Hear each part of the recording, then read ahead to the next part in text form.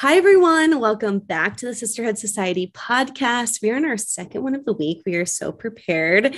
And we thought we would join the rest of America and do an episode about pop culture because this is something we never discussed.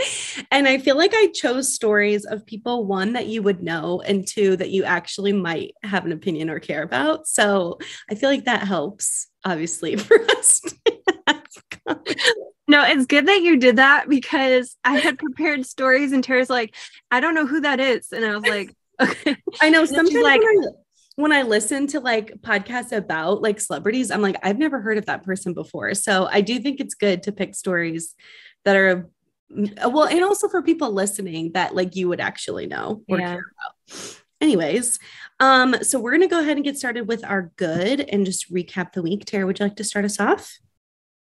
I helped out in Brecken's classroom on Valentine's Day, and we surprised Brecken and Briley for lunch at school. And Briggs just had the best little day of his life. He just had so much fun going to the school and dancing, and he was flirting with all the girls, and he was laughing at all the boys and doing fake burps to get them to laugh, and just a little ham. So it's really cute. What was really cute about it is Tara videoed that for the Patreon, and I literally should have named it Bigsy's Day Out because it was so funny. The whole time I was just like laughing at Briggs, and then I was putting like little captions of like, oh my gosh, his little pout. Oh my gosh, his little trot into the school. Like the whole time I was just like dying laughing at Briggs in these videos. When he's waiting on Brecken, I love when he puts his little hand up like this and he's just like, I know. And he taps his fingers like he's waiting. He's like drums his fingers on the table. Yeah. So he's just a funny kid. And then we had to leave the school to go. I wasn't thinking I should have just gotten all the food at once, but I was thinking they had a bigger gap in between their two lunch periods. And I was like, well, I don't want to wait so long. And then Briley's food is like cold. So I was like, I'll just leave after Brecken's, go get the food and come back. Well, it ended up being like a 10-minute time period in between. So we had to leave and come back. He was so mad. And he got in the car and he's like, got his little hands like, like this because he didn't want to leave the school. So anyway, he was very excited about being there and like loved all the kids. And then we went to the basketball game that night and he was having a grand old time like watching the game, which was hilarious because they were playing a tournament. So they were the away team. Calvary was the away team. And then the other team was the home team. So we're watching it. And the whole time I'm thinking Calvary's ahead. And it was like, they just give the points to the wrong team and like, whatever, wasn't paying that close attention. And finally it was like second half, like, I think who's doing the scoreboard? I think they gave points to the wrong team. Finally, Ash was like, no, we're the away team. I was like, oh, we're losing. Okay, got it. Like again, like, and she's like, yeah, it's a tournament. So we're like we're in the dark blue and the other team's in the white. So we get done with the game. Calvary unfortunately loses by like 6 points. And we're walking out and Brecken's like, Knights win. And I'm like, no, it was the Cyclones. The Cyclones won. And she was like, what? And I was like, yeah, the Cyclones won. She goes, but Calvary, they were the home team. They had the most points. And I'm like, yeah, I made that same mistake. Like it was, Calvary was the away team. Okay. So mind you, Brecken's only been to one other game all year. Right. And she goes, they lose every time I watch them. They should really practice more. I told Ash about it at breakfast and she goes, I'll be sure to pass that along to Chase. That's so sad. Oh, I was like, you have big opinions for having attended 2 basketball games. So funny. So anyway, we had a very adventurous day on Valentine's Day. What? Isaac and I ended up surprising the boys at their school on Valentine's Day to drop off like their little gift.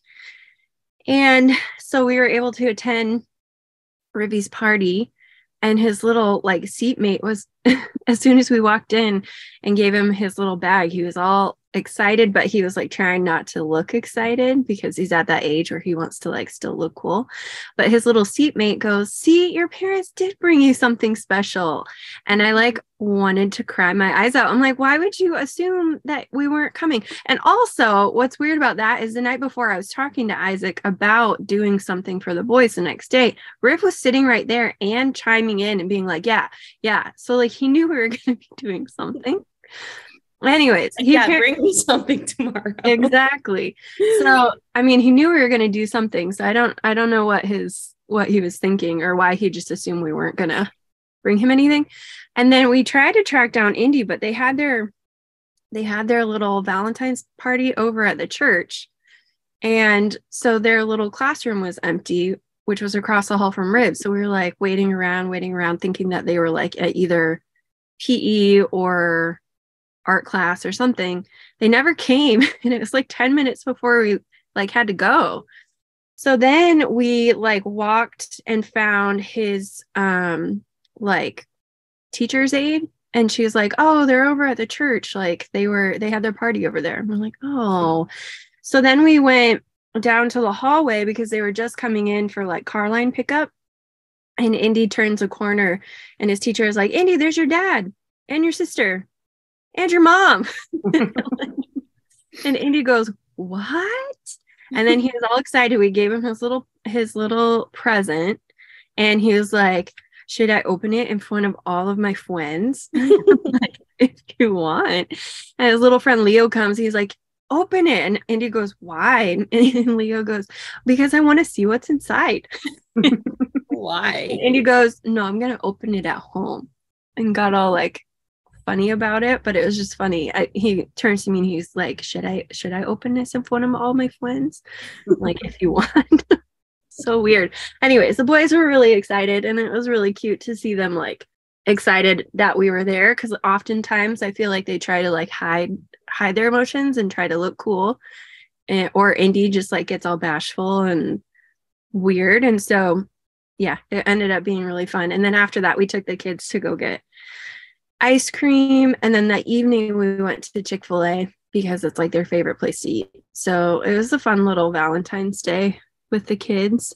And then the next day I started keto, so it was like one last nice hurrah before I needed to shed all my pounds. So I was telling Whit that we got there to have lunch with Briley, and Indy turns around from his seat and he goes, I would have liked McDonald's. I was like, oh, I'm so sorry. It like didn't even dawn on me. So I was like, Briley, do you want to share some of your fries with him? And she was like, no.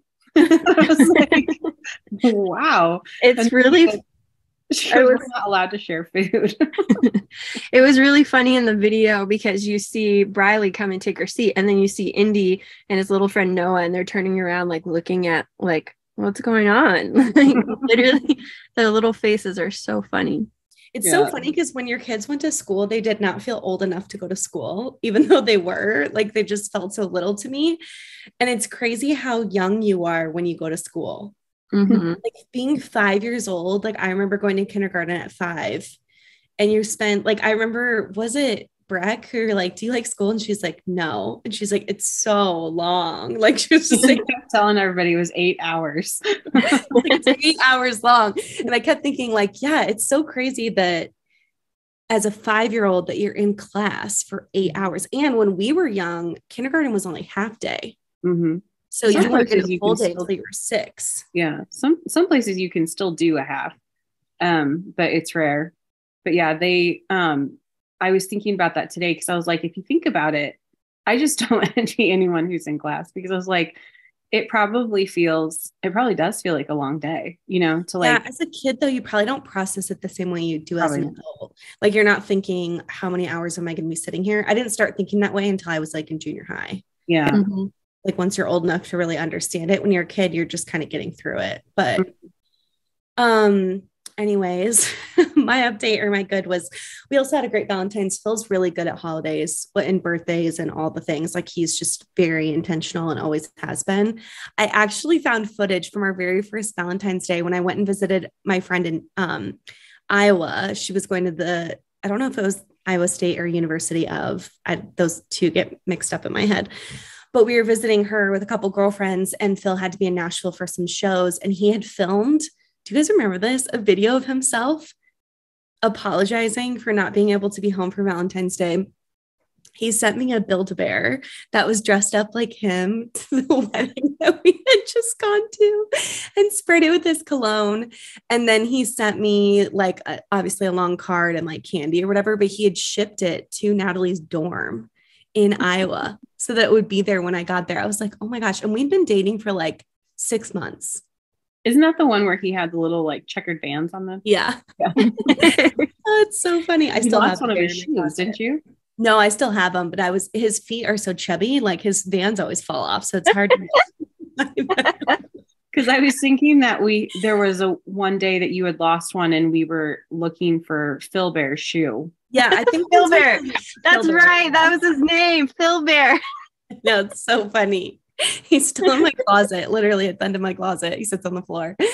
But Phil, anyways, had gone the day before. And he had bought me roses and hid them in the garage. And I was like, how did I not see that? And he got me Godiva and like wrote me the nicest card. Like he's really good with words.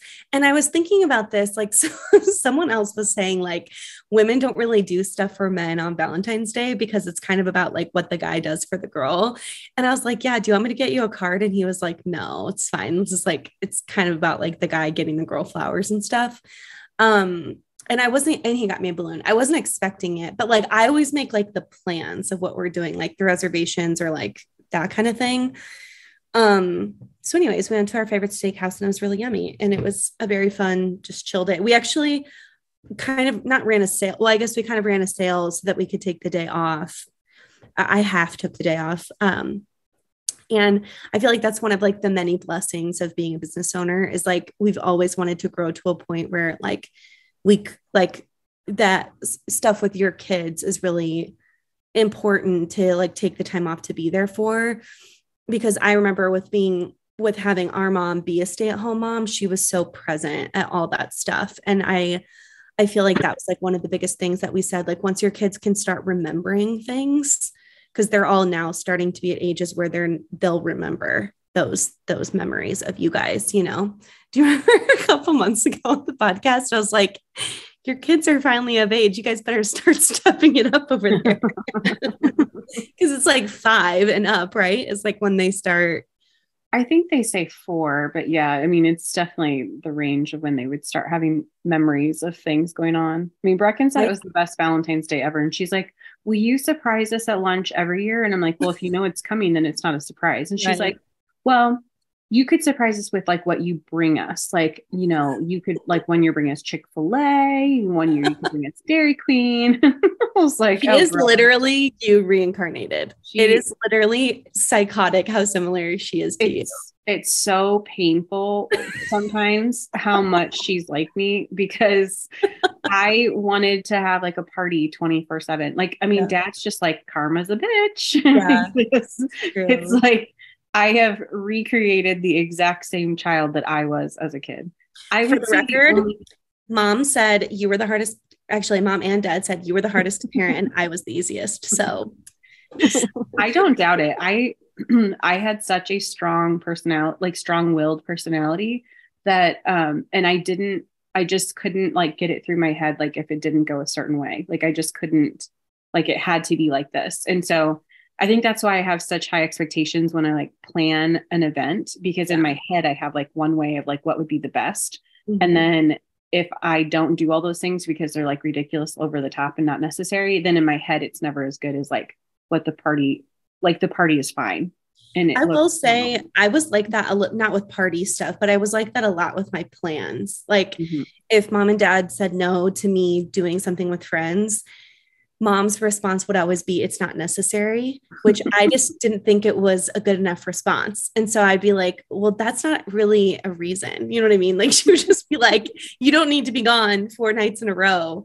And I'd be like, why? And she'd be like, it's not necessary. And in my head, I was like, I feel like I can work around that, you know? So I'd just be like, I'd go to dad.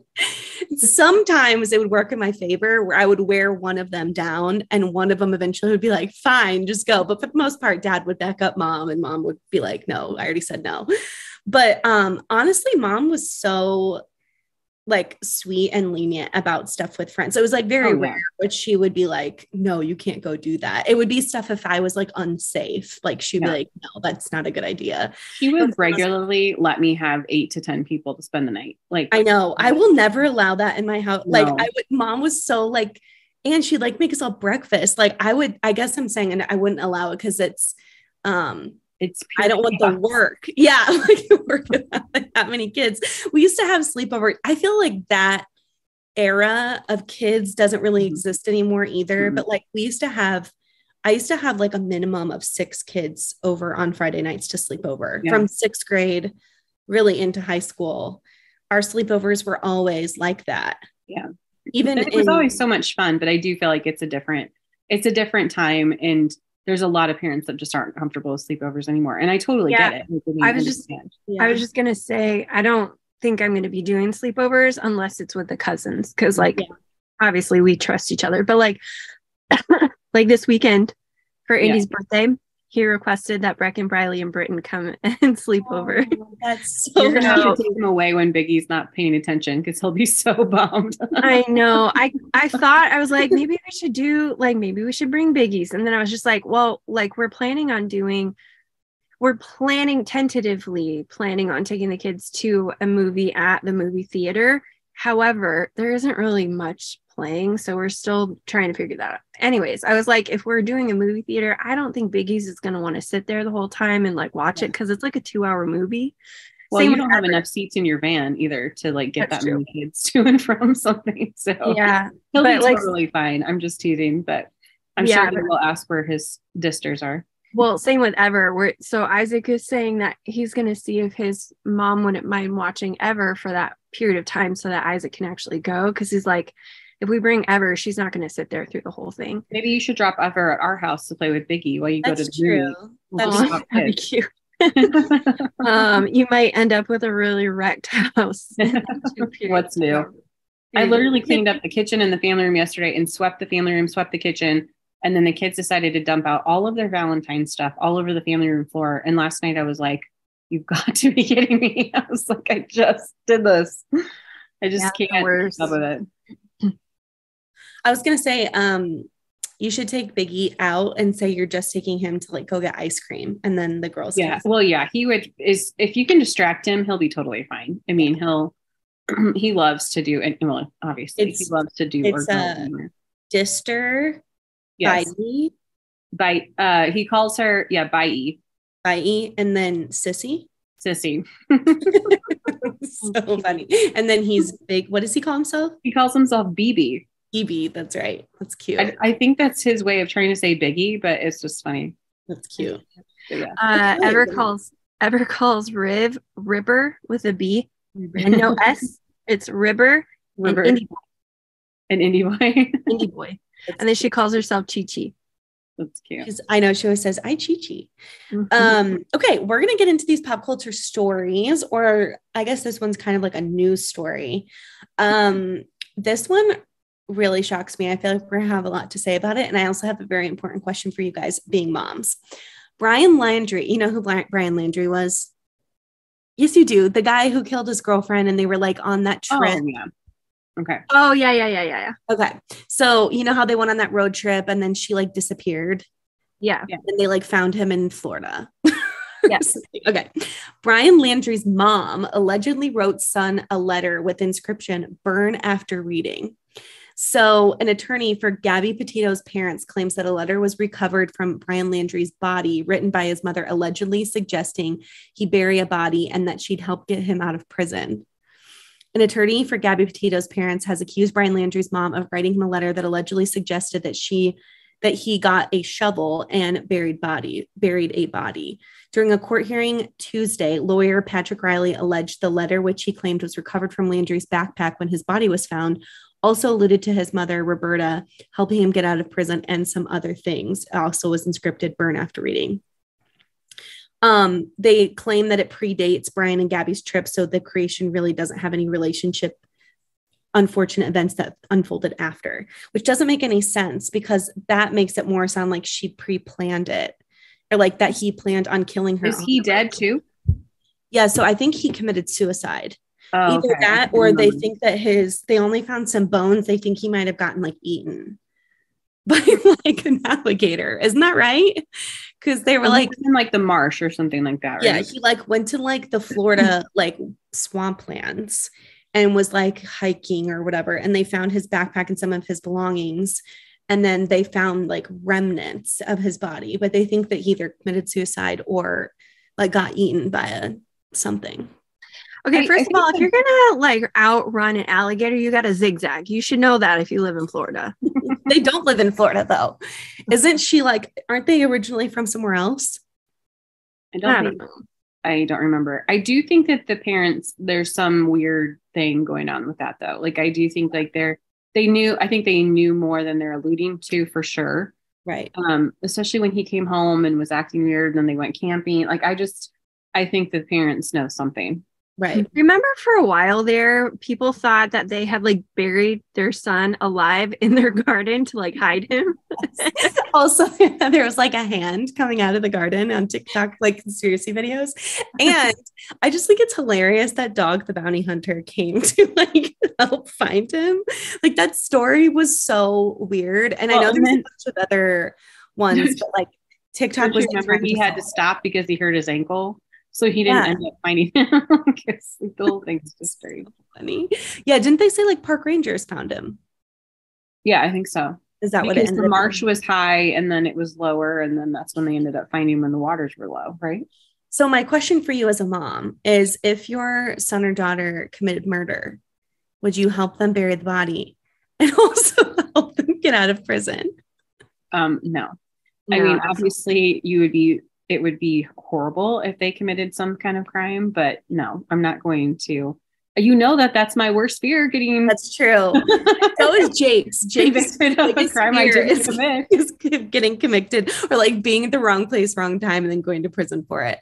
Okay, I was just watching a Dateline episode, Dateline or 2020, where there was a gal who claims that her husband was abusive. So she had filed like claims or whatever against him already. But the night that she actually killed him, she claims it was self-defense. But when they found him, he was like laying on the couch.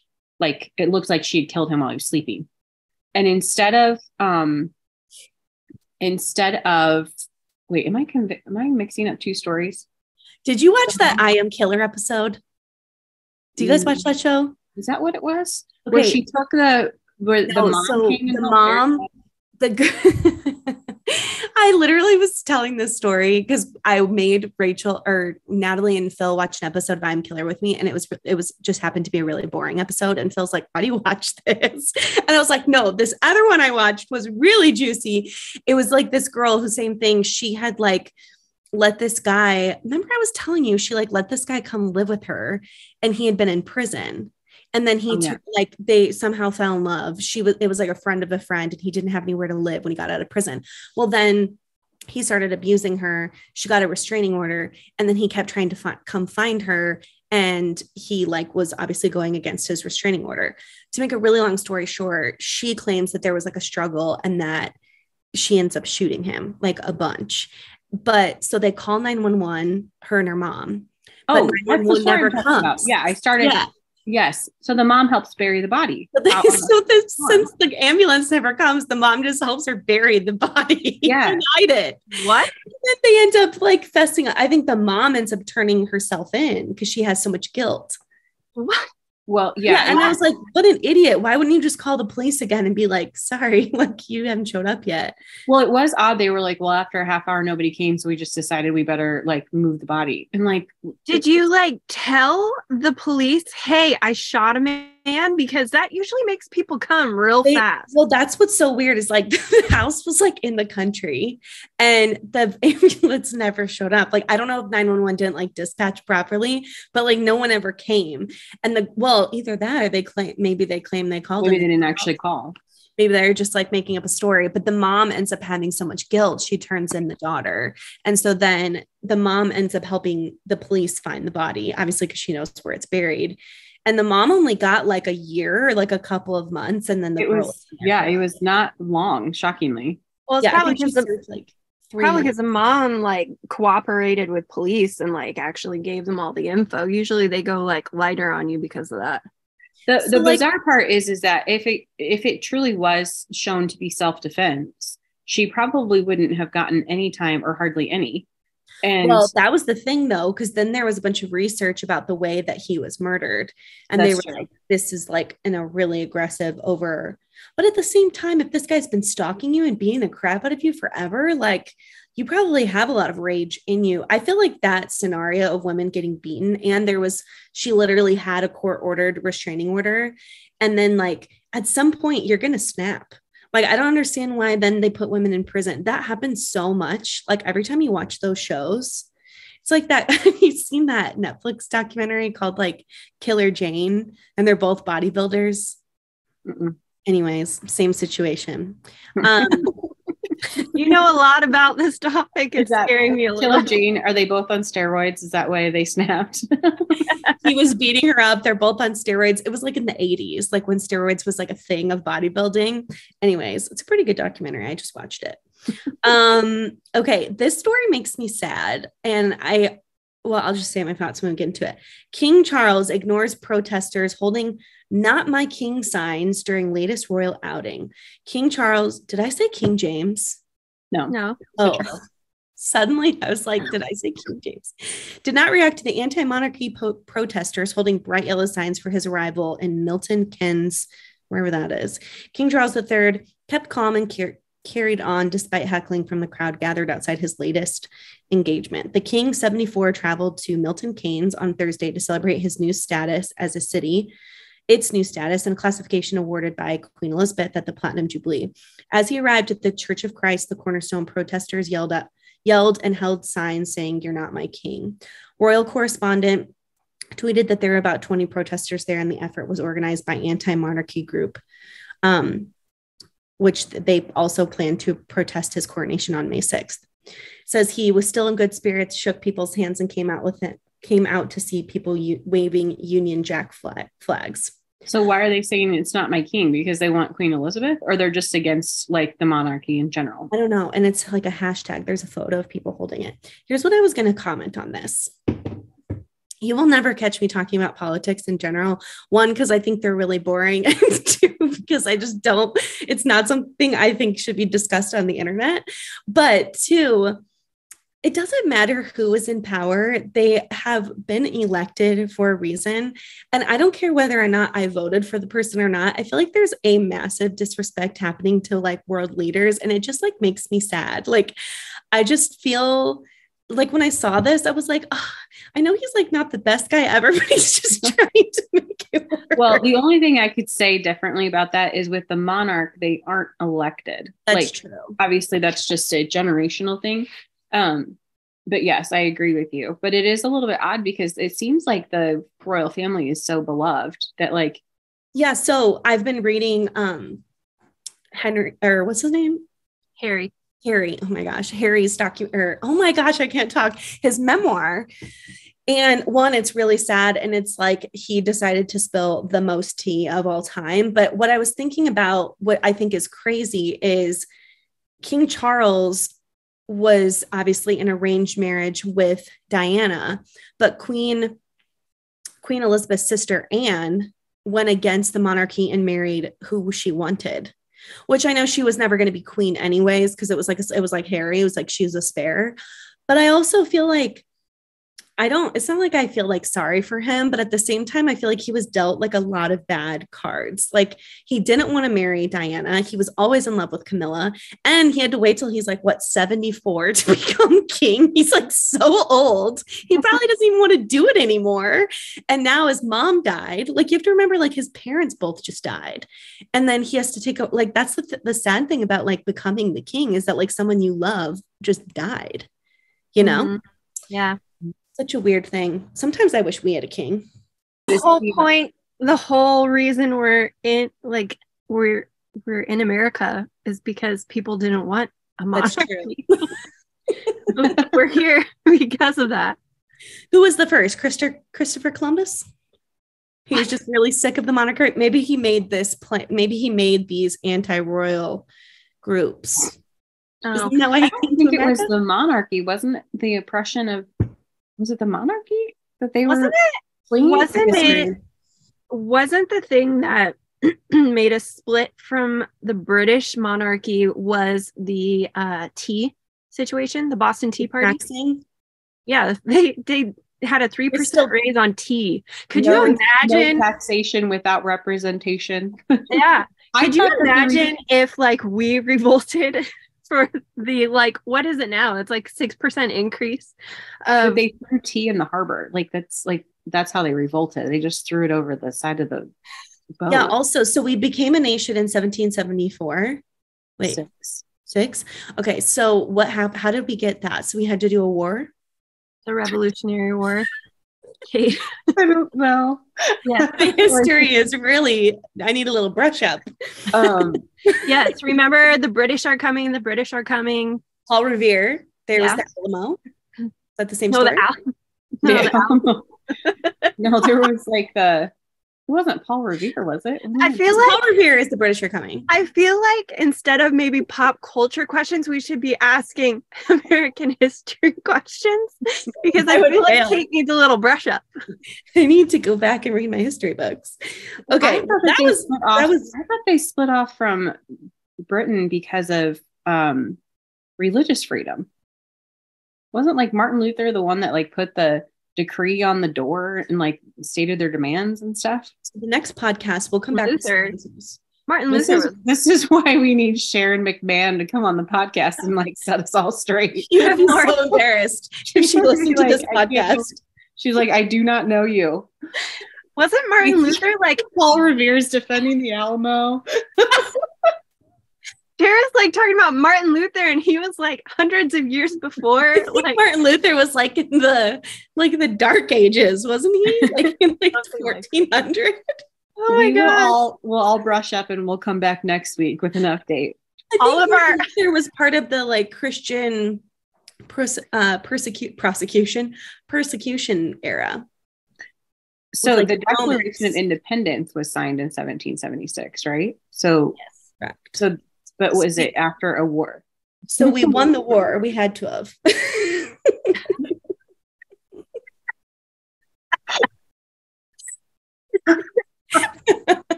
What war was it? The Revolutionary War? Yes, it was the Revolutionary War. Was it fought here? Oh, okay. You know what? We do have Google. Let's look. The Revolutionary. So the Brits came over the pond to. Okay, so it's American Revolutionary War. It was fought in 1775 to 1786. So essentially, we kind of declared ourselves as a country before we even really won the war. Who did that? George Washington? Sounds very American of us. Well, George Washington John Adams and Jeff Hancock. Brian's friends. I feel like we should move on because we're just proving more and more how dumb we are. It's like from Tommy Boy, he's like John Hancock. It's Herbie Hancock. Jeff Hancock. Oh my gosh. Who are the founding fathers? It's George Washington, John Adams, James Madison, Thomas Jefferson, right? Thomas Jefferson and Jeff Hancock. John Adams, Samuel Adams, Benjamin Franklin, Alexander Hamilton, John Hancock, John Jay, Thomas Jefferson, Richard Henry. There's a lot more. Wow, I thought there was only like 5. No, and Alexander Hamilton, the whole reason they like made a Broadway show out of him is he essentially like wrote the kind of wrote the Declaration of Independence, and then like all of the oh my gosh, articles of incorporation. Still dying of doubt. Jeff Handy. Oh my gosh. Okay, so Articles next of episode Independence. will be history. What? You're seeing the articles. I'm looking it up because of course now I'm like completely brain dead. He wrote like the majority of like the whole foundation of the United States, like what we're founded on. Okay. We're gonna Next sound story. like total morons. Next story is a hard left turn from what we're talking about now. Ryan Seacrest is another founding father. Like actually, literally though. Leaving Live with Kelly and Ryan after 6 seasons. Live with Kelly and Ryan is changing as we know it. This is like the millionth new host, first of all. Okay, so she can't keep a co-host to save her life. Like Regis was had the same person forever, and now she's been through like 5 or 6. Well, one, I think, is she in her 50s or older? Probably. So like, unless she was on one of the morning shows, because doesn't this tape in New York City? Mm-hmm. Okay, so unless she was on like one of the morning shows, she's probably thinking, well, this is a morning show, isn't it? Yeah. Never mind. I was going to say she's probably thinking like this is her career forever. Because it's like her name on it. It's not like if she went on like Hoda, like Hoda. Does it say why he's leaving? Well, I think he wants to move back to LA. Let me read the article. Doesn't he go back and forth? Has announced, well, this tape's in New York, so he would have had to like live in New York City, I would assume, or go back and forth a lot. And he, you know, he does that radio show still. And then he's on American Idol. Yeah. He's stepping away from his on-air daytime chair after 6 seasons of co-hosting Live with Kelly and Ryan alongside Kelly Ripa. Oh, she's only 48. Wow. I'm so sorry, Kelly. I was going to say, is she 50 or 60? He announced on February 16th that he's leaving the daytime talk show, calling it a hard decision and that it's bittersweet. So her husband of 26 years, Mark Consuelos, who I've never heard of, is going to be the new host. Really? Well, they met on, you would know who he was if you saw a picture of him. They met on like Days of Our Lives or something like, not Days. He's an actor. They were on All My Children or something? All My Children. Yeah, I think that's what it was. They're like the most beautiful couple alive. They are. And honestly, I'm kind of surprised that they didn't use him to begin with because they had, they use him as a fill-in when like someone's gone and they have a good dynamic. So I don't know why they didn't just use him from the start. Yeah, I was going to say, one, I feel like it would be really hard for me to work with Phil like that. Just me and Phil having a morning show. Can you literally fathom? Well, Phil doesn't wake up till like 10, so that would be difficult. Yeah, his normal alarm is like 9:15. And then 2, I feel like I would just be like carrying the conversation and being like, what do you think, Phil? What do you think, Phil? He'd be like, so right on. Interesting. Yeah, you'd be like, that's tight. It would be an interesting dynamic because I feel like a lot of couples wouldn't be able to work together. But they're both in show business, which is a little bit different. That's true. I'm in show business. Phil is not. I'm just kidding. Depends on Sarah, what would you call your morning show with Brian? I feel like it'd be a lot of asking, huh? What'd you say? I have little ears. Didn't catch that. He shockingly doesn't have little ears though when he's eavesdropping on conversations. He has stealth hearing when he's doing that. You know that TikTok trend where you're like pretending you're on a really juicy phone call to see like your husband's reaction? You should do that to Brian. You'd be like, wait, who cheated? I should do that with Isaac because he's like number one nosy noser. It's so funny because I think the guys are like usually like looking and then they'll get closer and they'll be like, who are you talking to? Who are you talking to? They'll be like, tell me. And then this one guy was like, lip sync it, like lip raise it, like trying to get her to say it. And she's like, stop. And it's literally no one's on the other one. See if I should do that. Spill some juicy tea, Phil would not care. 1, he's a locked box. If you tell him, 1, he forgets, or 2, it's as if you never told him anything because he won't even tell me. Like, even if it's the juiciest tea, he will never tell me. And 2, I don't think he would care whose husband is cheating on his wife. Yeah. But anyways, so Whitney, what would your morning show with Isaac be called? Oh gosh, Strong hands. Morning. I don't know. Isaac knows a lot more than he likes to put on, like say that he does. And he like is super nosy, but he doesn't say that he is. So maybe, I don't know. Yeah, it would have to be something about like the tea is strong. The tea is nosy and strong.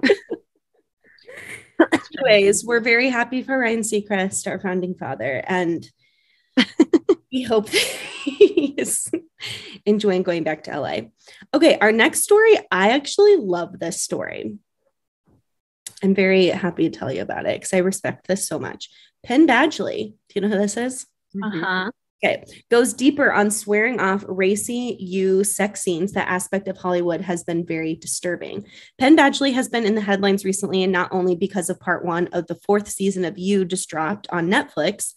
On his podcast, Pod Crushed, Badgley talked about his strong dislike of filming intimate scenes, and the internet exploded with thoughts about his remarks. He also said that he shared his feelings with the producer, Sarah Gamble, the You showrunner, ahead of the season. In turn, he said Gamble had a really positive response, and they came back with a phenomenal reduction for season 4. Badgley details how a number of sex scenes he'd known he'd have to do for You had been a major factor in 2017 in him not wanting to play the role of serial killer love addict Joe Goldberg. The whole series, after all, revolves around Joe's romantic fixations and how he gets women that's fallen for him to submit to his charms by design. You has a lot of sex. I was going to say too, there's a video of this like podcast clip that went viral on TikTok. And he was saying he feels like there's like a lot of blurred lines in Hollywood with how like intimate the sex scenes have gotten. And I don't know if you guys have seen some Netflix shows, but there was one where like, I don't know how they're not actually having sex. What was it called? It was called Sex Over Life. Did you guys watch that show? Mm-mm. I ended up not finishing it because the first one came on and I was like, oh my gosh, like it was like borderline corn with a P. I was like, I mean, it pretty much was. Like, I don't know how you call it anything else. And I was just saying, like, I'm sure that they now have what's called like an intimacy coordinator on set to like make people feel comfortable, and like they have to have like certain garments on their like parts or whatever. Yeah, part of me feels like I was thinking about this the other day about how actors, it used to be about literally acting, but think about all the things that they have to put themselves through in order to just like do the part. Right. And actually, this is in part why Isaac and I don't really watch shows anymore. Like I literally don't watch any TV unless it's like football. And like half the time we've got our kids around. So if it's not appropriate for kids, we're not watching it. And that should be your normal thing anyway. So if it's not appropriate for your kids, like then you shouldn't be watching it. I actually I watched the first 2 episodes, of You season 4. And it's much more like murder mystery. Because Joe is like hanging out with one of his coworkers. He basically like flees to London, to like start over. Sorry if this is a spoiler for anyone who hasn't watched, but I'm going to talk about some spoilers. And basically this isn't really that much of a spoiler, but he's a professor.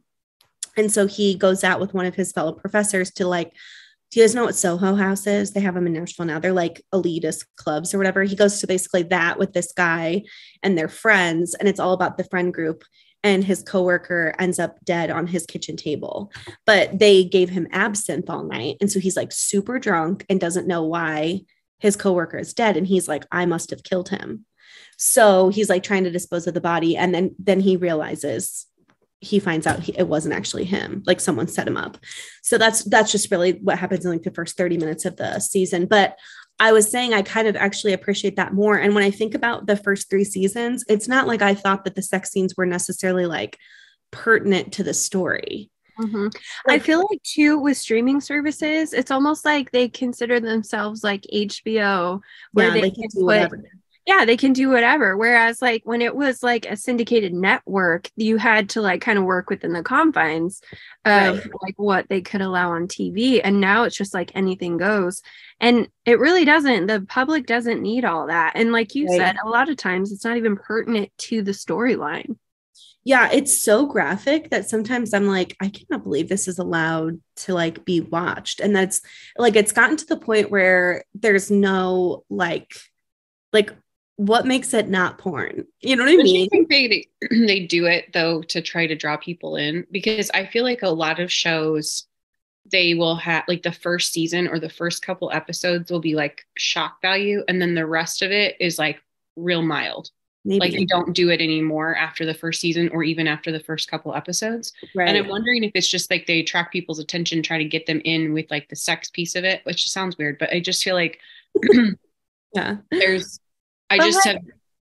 an actor, it's almost like you have to go into it knowing that at some point you're going to be nude.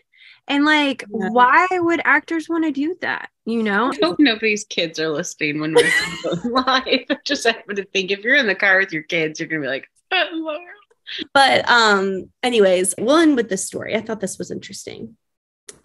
Last story of the day, Paris Hilton didn't tell her entire family about her baby until right before she had it. Oh, she did a surrogate, right? Yeah, I was just telling Tara and Whitney, I think it's crazy how so many celebrities like don't carry their babies anymore. And I don't know if Paris Hilton had health issues, so I don't want to like judge it from the outside. But I was just thinking like, it's so crazy because like Rihanna is obviously pregnant and showed us that she was pregnant at the Super Bowl. It says she waited until last minute to tell her family about welcoming a son via surrogate. The Simple Life alum revealed in a new interview that her loved ones didn't know she was expecting when she and her husband, Carter Riam, went to a hospital in January. My entire life has been so public, she explained. I've never had anything for myself and we decided we want to have this whole experience to ourselves. The hotel heiress, 41, pulled out all the stops to keep her baby boy under wraps, from even wearing a disguise to the hospital, a brunette wig, to tell her staff she was having her house painted for 2 days to keep them out. Her staff. I know. Must be nice, right? I mean, I've never tried wanting to at least have some privacy in the situation. Right. Have you watched unusual that you wouldn't even tell your family? I know, right down to the last day. Also, have you seen her documentary? Yeah. I saw part of it. Sad. Oh, it's so sad. It made me like her so much more. Honestly, everyone's that I've watched, like I watched hers and I watched Taylor's and I watched Lady Gaga, and it just made me sad for all of them because it feels like they lead a very isolating life. Yeah. Well, they do. I don't know how you can be that famous and not. Yeah. Except it seems like there's some people doing it right. You know, there's some really famous people that seem to like Kelly Clarkson. She seems to be living a very like normal life. But doesn't she live in Nashville or no? No, she lives in LA because of her show. Oh, that's right. That's right. But like Kelly Clarkson is like international. Yeah. Like I would say she's like crazy famous at this point. She probably isn't getting like followed by the paparazzi because her life isn't very juicy. But I think that's the problem is that, or I shouldn't say that's the problem. If your life isn't juicy, then nobody cares about following you around. Right. So you can probably lead a relatively normal life. But also celebrities. Okay. I read the most interesting book in college or right after college about this girl who was a paparazzi in the age of like Britney Spears meltdown. So like in the 2005, 2007 era. And she explains all the different things about like what celebrities do. I'm sure it's even like more wild now with social media, but they would call the paparazzi. Yeah, that's what I'm saying. Like there's some of that I mean, clearly they want privacy. I get that. But there's definite times when they are wanting the cameras there. Oh, that's what I was going to say about Harry, Prince Harry. He was saying since the royal family doesn't feel comfortable like defending themselves, they work with the royal British press. And that's how they like respond to things. So those like British tabloids more often than not are like the royal family feeding them information to write a story off of, whether or not it's true or not. Like they don't like fact check it. So they just say like, whatever. I'm trying to think of an example. And And then they let them run stories as like their way of like speaking out to the public. Well, didn't he say that, or didn't somebody say that Camilla ran like stories about Megan to try to make herself look better? Yeah, isn't that awful? He claimed that Camilla needed to like recon her image right before like she was going to become queen consort. And so she allowed them or like traded secrets that were like not even true about, or some were, I guess, about Megan, and made Megan look like this villain so that they would run nice stories about her in exchange. Isn't that savage? That's probably why everyone hated Diana. She was just ready to burn it all down. Like she was just like, none of this is true. Like she was like too honest, probably for her own good. She was probably like, I didn't want to marry a guy 15 years older than me in the first place. The funny part about that whole thing though with Camilla is that, I mean, Diana has been gone since like what, 96, 98? Yeah, it's been a long time. It's been a really long time. And I get that she was like so beloved by the people, but he's been with Camilla a long time. So it seems a little bit odd that she would still have this like really poor image unless they just have really long memories. I don't know. Harry said that him and, what's his name? Wait, William. Sorry. Why can't I think of their names? Harry was saying when him and William first found out about their mom, they didn't believe it. They thought that it was a hoax and that she would never leave them or like get herself in trouble like that. And so to the point where for years he thought she was like hiding somewhere and she was just going to come out. So it was like his way of like grieving it essentially. And so then he ended up, when he was like 22, I think it was, he ended up having someone show him the wreckage footage. And there was only one photo that you can like recognize that was his mom. And he asked to see more. And his personal assistant told him he wouldn't, because he was like, this is how you're going to remember her. So I'm only going to show you one to prove that it like she really died. And then isn't that so sad? But he said, I told Willie, he calls him Willie. He's like, I said, Willie, like mommy's not really gone. And he's like, I don't believe she is either. And so he said they both believed it. Isn't that sad? It was a weird, I remember watching it live on TV. It was such a strange. He said he felt like all this weird guilt that like all of these like patrons of the country were crying and he wasn't. But it was because like he couldn't accept or like believe that she was actually gone. So sad. It's hard. Anyways, do you guys have any final thoughts? I was going to say, you're talking about the Rihanna pregnancy announcement. I was going to say, when we were watching the Super Bowl, like everybody was kind of like, did she just have a baby? Yes, she had just had a baby in May. Does she look pregnant? You know, like everyone's kind of doing that whole thing. Mm-hmm. And one of the girls Googles it and was like, is Rihanna pregnant? And it says, how many seconds into the Super Bowl halftime show did one of your guests at your party politely ask if Rihanna is pregnant? It was so funny because everybody had the same thought process. Well, I thought it, but it's so rude to like ask if someone is pregnant. So you don't ever like want to assume it about someone or like ask. But I thought that she just, at first I was like, oh, maybe she just has like a little postpartum belly. Yeah, I thought that too. And I was like, you know what? I applaud her for like kind of flaunting that and being a woman. And like, I was like, yeah, like all of us still have postpartum belly. And then here she is like pregnant again. I was like, oh, and I was actually kind of annoyed because I'm like, she barely actually sang through that whole thing. It was all very much so like a vocal track that she was singing along to. I mean, she had her mic over here and she was still singing, and so I was like, oh, that's so annoying. And then afterwards I was like, oh, she's pregnant, like duh. Yeah, if you think about how much planning though when you don't feel good and like just how much work goes into prepping for the Super Bowl, and she did that all pregnant, that makes you respect her, like I feel like even more. And like nobody actually sings the full Super Bowl. Like it's so realistic to think I was expecting more though, because I was like, last year you had like guest after guest after guest after guest. I was like waiting for someone to pop out and nobody did. And I was like, oh, and she didn't change outfits. But I mean, obviously she's pregnant, so I get that. But I was just like, I was kind of expecting more than just like the floating things. Those floating things were pretty rad, but at the same time, I was like, it's a Super Bowl. I felt like it should have had like one more element, like at least have a guest come out, like Drake or something. Well, she hates Drake because that's her ex-boyfriend. Oh yeah, that's right. Well, also, I also feel like I kind of appreciated that she did it on her own, because sometimes I feel like a lot of the like Bruno Mars was one of my favorite Super Bowl halftime shows, and it was just him. Like sometimes I feel like it can be too much. Like Coldplay didn't need to bring out Beyonce and Bruno Mars. Like Coldplay is good enough to be on their own, and sometimes it feels kind of like tired. Like last year there was like 17 rappers, which you're like, oh my gosh, like another one came out, which I thought it was a really cool hip hop medley, but it just felt like almost like overload. And I feel like if you're getting honored to like do the Super Bowl, I think it's fine that it's just that person. You know what I mean? Like when they asked J-Lo when she did her documentary, I think she was, it didn't seem like they came right out and said it, but it seemed like she was a little bit disappointed that they had asked Shakira to do it with her. Like she it's like, why isn't J-Lo not good enough? Yeah. But like I had read Rihanna, they asked Rihanna to do it like 3 months after she was postpartum.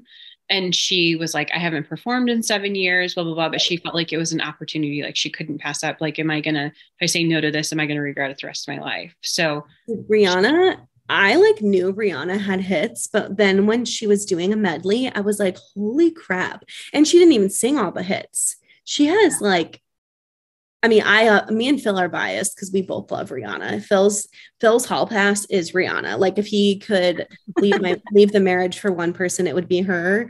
And so she can do no wrong in his eyes. He's obsessed with Rihanna. So the whole time he was just like, this is awesome. But I didn't realize that she didn't even sing work. Like think about how many more hits she has that she didn't even do. Mm-hmm. She didn't do Desperado. Oh, and a Monte Carlo. Anyways, that album, is it called Anti? Ugh. I know. Hits after hits, just a smash. Smash after smash. It's a banger album. All right, guys, that concludes our hot takes, or maybe not so hot, on pop culture. This was fun. And our deep dive into American history. Which we'll study and come back and do a whole episode about history. What we should do is a history quiz. Was part of. Wait, what? Next time we'll come back and we'll know what war Paul Revere was part of. That's right. Also, what we should do is some sort of quiz to see like what we actually know. I'm pretty sure Paul Revere was the American Revolutionary War, because he was saying 1 if by land and 2 if by sea, if the British were coming. Redcoats? Yeah, he was not defending the Alamo. You know what? Dad would be so embarrassed of us right now, because he's like such an American history buff. Yeah, but honestly, if we call Dad right now, do you think he would know the founding fathers? That's the thing. I'm like, you really have to study it and like on a regular basis to remember all those dates. Yeah, like if someone the last time you actually read about American history, it's probably been 5th grade, like maybe junior high. Literally since high school. I think the last American history I had was like junior year of high school. Brecken came in with her math paper. This is 2nd grade math. And she was like, it says to circle the product. What do I do? And I'm like, I don't know what a product is. I haven't looked at 2nd grade math. I don't know. Read it. What does it say? I told Phil when we have kids, homework is going to be his thing, because I will not be able to use my brain in that way again. Like, well, I can't even remember a closed chapter for the rest of time. I can't remember what I did yesterday. Do you think I'm going to remember 2nd grade math facts? No, like, sorry, it's just not going to happen. Especially when it comes to like language and then saying like, okay, this is like the other day, Brian and I were trying to figure out long vowel sounds and short vowel sounds. We were like, what's the difference? No clue. I have no idea the difference between the two. Bradley was like, is it a long vowel or short vowel? I was like, you're going to have to ask your teacher. I don't know. That's amazing. All right, guys, let's wrap this up. Thank you so much for watching or listening to the Sisterhood Society podcast. You can find us on YouTube or anywhere you get podcasts, like Spotify, Apple, or what? Where else? Bumble. What'd you say? Bumble? Rumble. YouTube. Like, wait, we're on Bumble? Anywhere you can find podcasts, we are hosted there. And we will see you guys in the next one. Talk to you soon. Bye.